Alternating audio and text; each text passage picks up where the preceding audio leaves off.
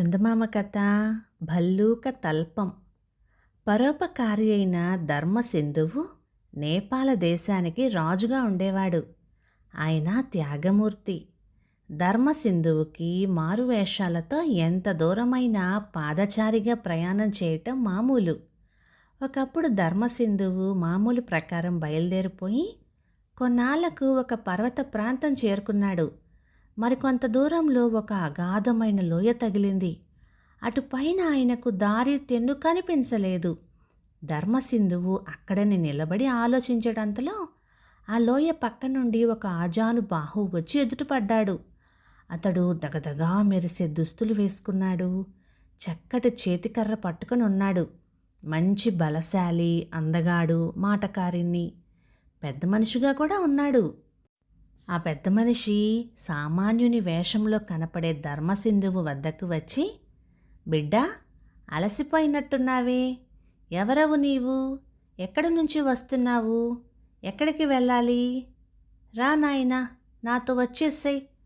ఇలాగే పాపం వేళనక పాలనక ఎంతోమంది ప్రయాణాలు చేస్తూ ఉంటారు. అటువంటి వారికి రాత్రిపూట బస ఇచ్చి సదుపాయం చెయ్యకపోతే ఎలా నాయనా, రారా అంటూ ఆప్యాయంగా పిలిచాడు. ధర్మసింధువు తన ప్రయాణాన్ని గురించి చెప్పేసరికి ఆ పెద్ద మనిషి, అయ్యో నా తండ్రి, దారి తప్పి చాలా దూరం వచ్చేసావు. ఈ సమయంలో కొండలు కోణలు దాటుకొని పోవటం ఎవరి శక్యం? అయితే ఏంలే, భయపడకు, నాతో పాటు భోజనం చేసుకుందువు గాని, చిత్రమైన పక్క చూపుతాను, దానిమీద పడుకుందువు గాని తెల్లవారగానే పోవచ్చు అన్నాడు ఎంతో దయతో. ఇలా ఒక పెద్ద మనిషి అభిమానించి ఆతిథ్యం ఇస్తానంటే వద్దనటం మూర్ఖత కదా. ఈ ఉద్దేశంతో ధర్మసింధువు పెద్ద మనిషి వెంబడే పోసాగాడు. ఇద్దరూ కలిసి కొండ మీద నడిచి వెళుతూ ఉండగా దిగువ లోయలో సందడి వినిపించింది. ఆ సందడి చేస్తున్నది ఒకానొక వర్తకుల గుంపు. వాళ్ళు గాడిదలపైన సరుకు మూటలు వేసుకుని వస్తున్నారు.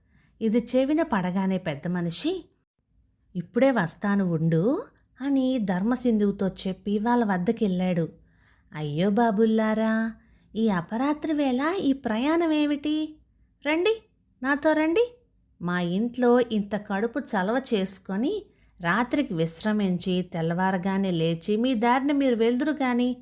ఇవాళ నిజంగా ఎంతటి సుదినం, ఎంత పుణ్యం, ఇంతమంది అతిథులను సేవించుకునే భాగ్యం కలిగింది అంటూ అభిమానంగా వర్తకులందరినీ పిలిచాడు.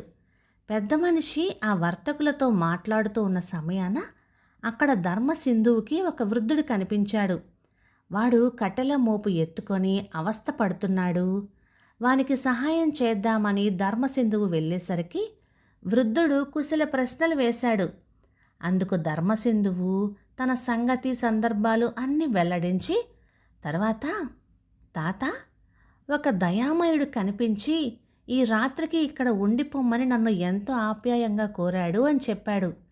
ఆ మాటలకు వృద్ధుడు తల వంచి పెద్దగా నిట్టూర్చాడు. అయ్యో, నిన్ను మాయలో వేశాడా బాబు? ముక్కు పచ్చలారని నిన్ను చూడగా నాకు కడుపు తరుక్కుపోతూ ఉందే. నీవనుకుంటున్నట్టు ఆ దయామయుడు నిజంగా పెద్ద మనిషి కాడు సుమా, పరమ దుర్మార్గుడు. వాడు చెప్పిన ఆ విచిత్రమైన పక్క నిజమైంది కాదు నాయనా, అది మాయా తల్పం అంటూ మళ్ళీ నిట్టూర్చాడు. అంతటితో ధర్మసింధువు తృప్తిపడి ఊరుకోలేదు. పెద్ద మనిషిగా నటించే ఆ దుర్మార్గుని గురించి ఇంకా చెప్పమని ఆత్రంతో అడిగాడు. అప్పుడు వృద్ధుడు ఇలా ప్రారంభించాడు. నాయనా, వాడొక రక్కసుడు, పేరు దూర్తకేతు. ఇష్టం వచ్చినట్టుగా బంగారం తయారు చేయాలనే కాంక్షతో అసురశక్తి అనే ఒక రాక్షసిని ప్రార్థించాడు. వాని భక్తికి మెచ్చి అసురశక్తి ప్రత్యక్షమైంది. కేతు, నీ భక్తికి మెచ్చాను. నీ కోరిక నెరవేరాలంటే అదిగో ఆ మూలనున్న మంచం తీసుకో. దీని పేరు భల్లూక తల్పం. ఇది ఎలుగుబంటి రేవమాలతో తయారైన మహిమగల మంచం. ఈ మంచానికి సరిగా సరిపడే పొడవుగల నరుణ్ణి తెచ్చి నాకు బలి ఇచ్చిన నాడు నీ కోరిక నెరవేరుస్తాను అని చెప్పి మాయమైంది. దూర్తకేతు సంతోషించి గుడిలోని ఆ తల్పం ఇక్కడికి తీసుకొని వచ్చాడు. ఈ భవనం నిర్మించాడు. లోయ దగ్గర కాచుకొని ఉండి వచ్చేపోయే బాటసారులను ఆతిథ్యం ఇస్తాను రమ్మంటాడు. తన తల్పాన్ని గురించి ఎంతగానో పొగుడుతూ చెప్పి అమాయకులైన ప్రయాణికులను ఆకర్షించి మోసగిస్తాడు. ఎంతకాలం నుంచో ప్రజను తన భవనంలోకి లాక్కుంటూ తల్పం మీద పడుకున్న తర్వాత వాళ్ళ పొడవు ఎక్కువైతే తల్పానికి సరిపడేటట్టుగా కాళ్లకు కట్లు కట్టి పొట్టు చేయడానికని చూస్తాడు. పొడవు సరిపోకపోతే నిర్దాక్షణ్యంగా కాళ్ళు పట్టి సాగదీస్తాడు. ఈ యాతనలు భరించలేక జనం చస్తున్నారు.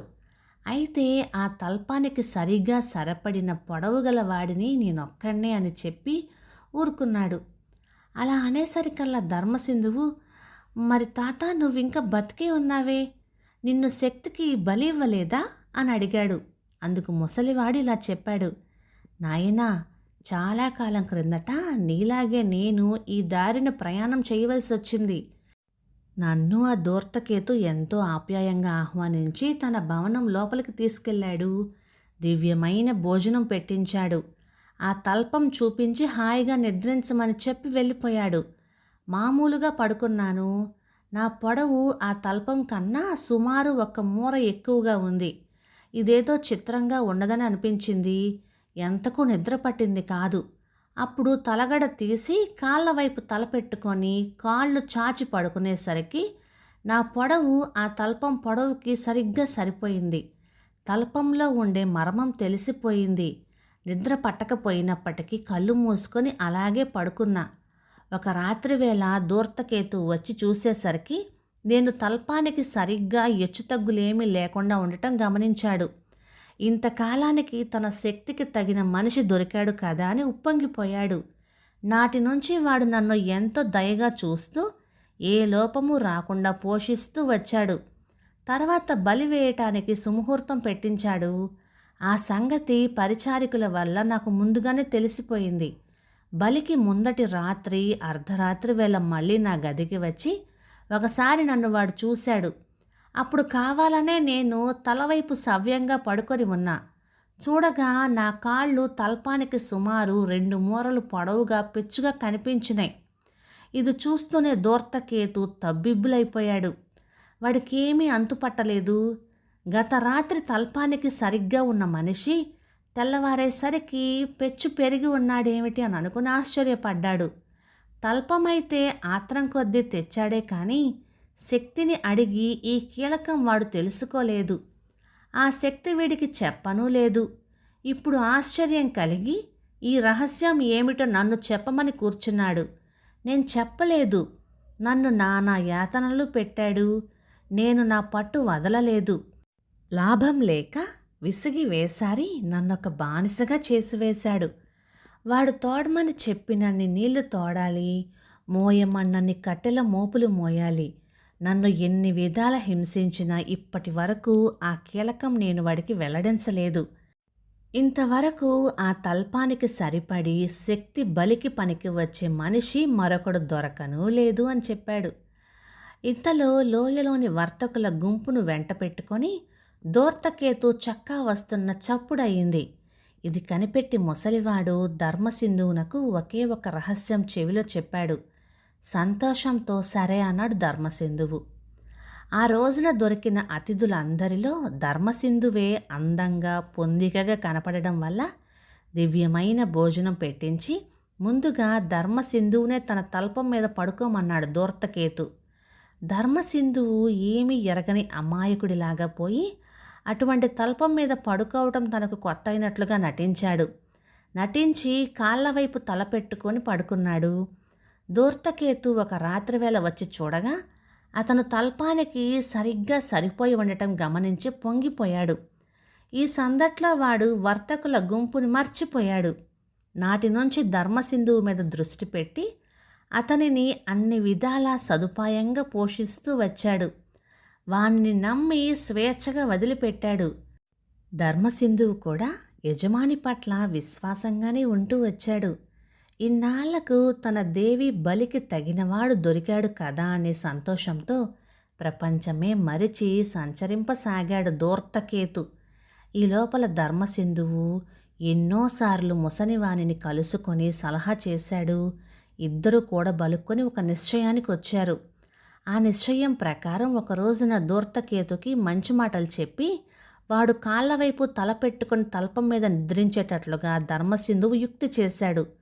ధూర్తకేతు ఆ తల్పానికి సరిగ్గా సరిపోయాడు. వాడు నిద్రించే సమయాన తల్పంతో సహా ధూర్తకేతును దేవి విగ్రహం ముందు పెట్టడానికి ఇదివరకే ఏర్పాట్లు చేశాడు. దేవి ప్రత్యక్షమైంది.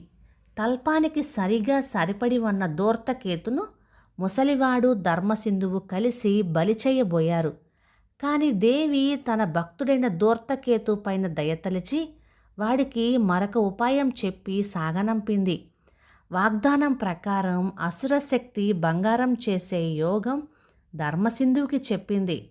ధర్మసింధువు తరువాత బోలెడంత బంగారం తయారు చేసి లోయలో భవనం వశపరుచుకున్నాడు. ముసలివానిని గురువుగా భావించాడు.